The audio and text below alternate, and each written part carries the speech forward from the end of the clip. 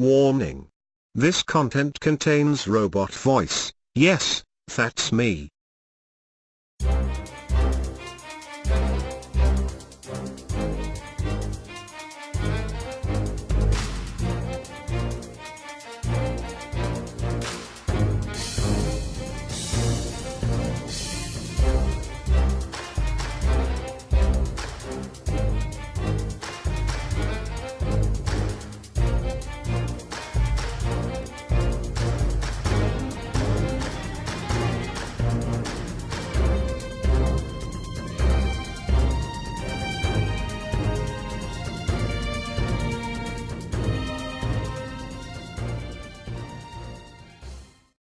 Hello.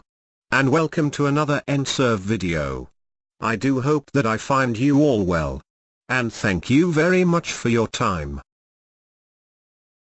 On March 20, 2019, the Las Vegas Metropolitan Police released more documents connected to Las Vegas mass shooting. A gunman that killed 58 people in Las Vegas on October 1, 2017. The deadliest mass shooting in modern U.S. history. Accounts of Las Vegas police collecting bloody bullet fragments at hospitals and detectives tracing weapons purchases in 5 states were among the records released in March 2019 from the investigation of the deadliest mass shooting in modern U.S. history.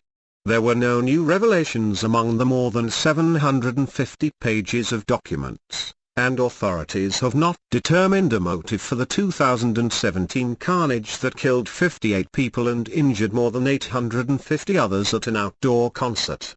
Some days, Stephen Paddock left an impression. Like the time he walked into the Sportsman's Warehouse in St. George, Utah, to buy guns wearing white gloves. Other times, he barely registered in a store clerk's mind.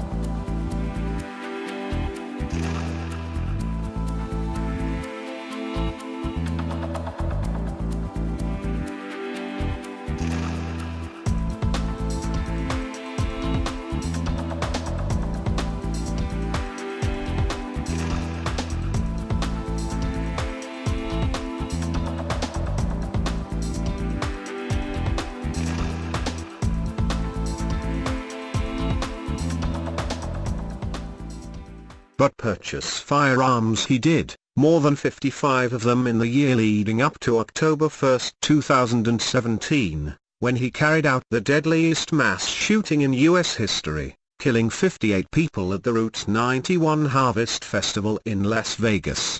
Police and the FBI have each concluded investigations, saying 64-year-old shooter Stephen Paddock acted alone and was not inspired by any outside group or ideology. The Las Vegas Metropolitan Police Department closed their investigation in August 2018. And the FBI closed their investigation in January 2019.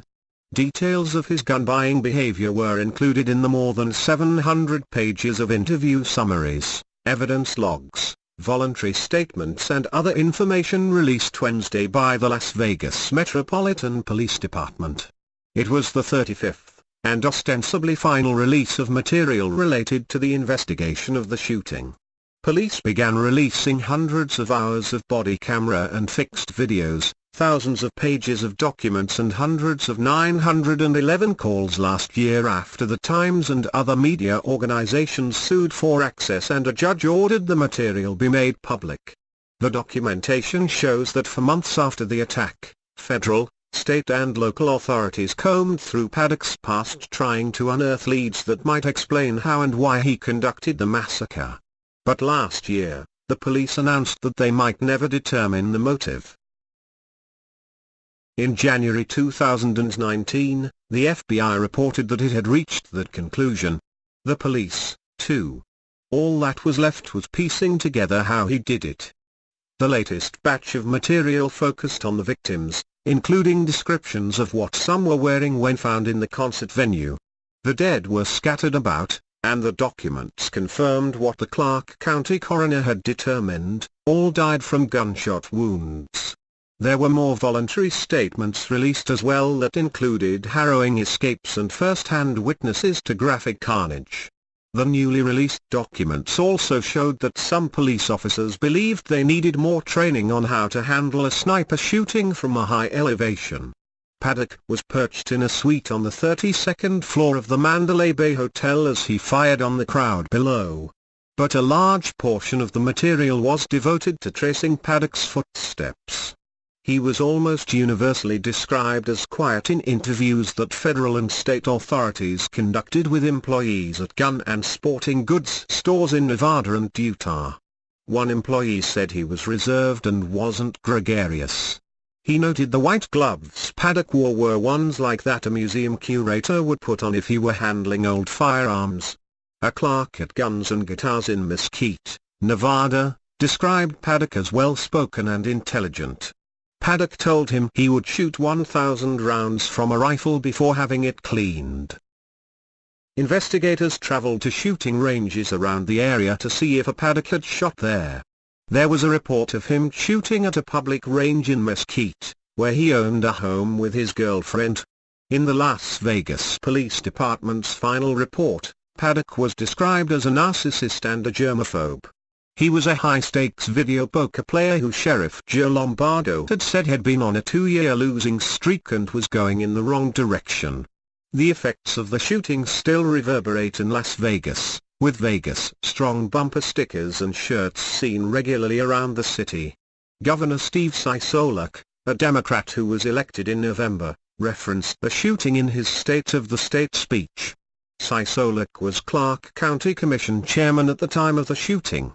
The shooting also was referenced in Carson City as advocates lobbied for the passage of a bill that would require background checks on most private gun sales, the fulfillment of a ballot measure passed by voters in 2016.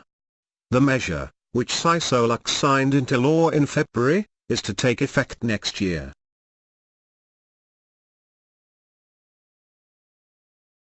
And we have some breaking news on the 1 October shooting. The Clark County coroner has officially ruled the death of Stephen Paddock a suicide. The coroner says that Paddock died from a self-inflicted gunshot. The coroner also ruled the death of all 58 victims a homicide. This really is one for the textbooks. We've seen older white males in their 40s and 50s committing mass murder, but 60s is highly unusual. Criminologist Dr. Casey Jordan told me that the reports that Paddock was gambling $10,000 a day before the massacre may be a clue. In our experience in criminology with killers like this, mass murderers, it's usually an event of power and control. Like, it would mean some triggering event like total financial loss or bankruptcy, maybe the total breakup of a relationship, a diagnosis of terminal illness.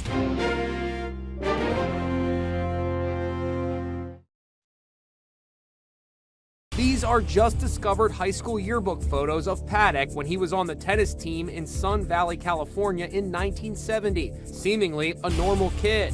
But his childhood was filled with turmoil. His father, Benjamin, was a notorious bank robber, described as a psychopath and suicidal when he was on the FBI's most wanted list in the 1960s. There are also new questions swirling around Mary Lou Danley, a former casino hostess who was Paddock's girlfriend. A new report says she was in the Philippines when Paddock wired $100,000 to an account in that country right before he launched his rampage. Over a 10-year period, Paddock worked as a carrier for the U.S. Postal Service, an Internal Revenue Service, IRS, agent and in an auditing department. A spokeswoman for the Office of Personnel Management said Paddock's employment included about 2 years as a mail carrier from 1976 to 1978. After that, he worked as an agent for the IRS for 6 years until 1984. And then he worked a defense auditing job for about 18 months.